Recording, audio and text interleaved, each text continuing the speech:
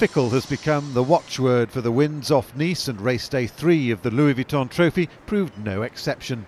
For the first race between Italy's Azzurra and BMW Oracle Racing, the breeze was light and shifty, a difficult task for the tacticians, spotting wind shifts on the water, tricky work. A split-tack start saw the Americans heading determinedly for the left-hand side of the course. Azzurra went to the right to create the biggest separation of the regatta so far. Both teams were gambling on finding a fortunate shift, the wind gods favouring the Italians, who lifted into fresher breeze and steamed across the Americans' bow when the teams converged. An upset was on the cards, the highly accomplished America's Cup squad from the US looking down the barrel of a defeat at the hands of a brand new Italian outfit flying the famous flag of Azzurra. On the first run, Gavin Brady drove BMW Oracle Racing to the right, hoping to get a lift back into the race. Instead, Francesco Bruni found stronger wind for Azzurra out left and then stretched his lead. The bizarre breeze saw the Italians beating to the finish instead of reaching, but no matter how the race finished, their delight in the win was obvious. The margin huge, a massive 2 minutes 56 seconds to Azzurra.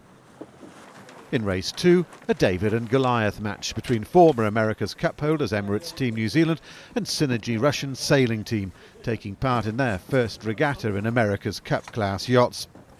The start looked all good for Team New Zealand, especially when the Russians were over the line early and had to go back to cross again. But any smiles on Kiwi faces were soon wiped out as those fickle winds played into the Russians' hands, drag racing the Kiwis up the first leg and passing them to lead into the first turning mark. The New Zealanders found themselves in the unusual position of playing catch-up, 200 metres behind the Russians and staring down the barrel of a shock defeat. It was the Kiwis' turn to go into attack mode. With half the race behind them, they set about trying to claw back the Russians as they headed upwind for the final time, the lead swapping between the teams as they battled for a much-needed win. The Russians held fast, only to be undone with the finish line in sight. Sensing a famous victory and just metres from the finish, the wind failed them, a collapsed Jenica leaving them dead in the water.